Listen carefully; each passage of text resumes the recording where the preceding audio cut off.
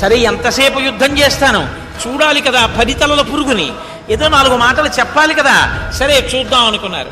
ఈయన్ని పట్టుకున్నారు, కర్రలతో కొడుతున్నారు, తాళ్లతో కట్టారు, ఈడ్చుకుంటూ రావణాసురుడి యొక్క సభామంటపంలోకి తీసుకెళ్లారు. విలువన్న వస్త్రం కట్టుకుని, ముత్యాల హారాలు వేసుకుని, స్ఫటికములతో చేయబడిన ఆస్తరణం మీద ఒక ఉత్తమమైనటువంటి ఆసనం మీద కూర్చున్నటువంటి ఆ రావణాసురుణ్ణి చూశారు.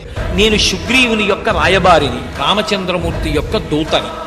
రామచంద్రమూర్తి ఒకసారి చంపేస్తానని ప్రతిజ్ఞ చేసినటువంటి వాణ్ణి రక్షించడం అన్నది మాత్రం ఎవరికీ సాధ్యం కాదు. మండిత విస్ఫులింగ విషమ జ్వలితానుల కీలలు వబ్జ గర్భాండము నిండ రామ వసుధాదిపుడేశుడు వజ్ర సాధన ఖండిత పంక్తి కంట కడకంట పురాంతక శైలచాలనొద్దండ బల ప్రచండ పురదండ విఖండన చండకాండముల్.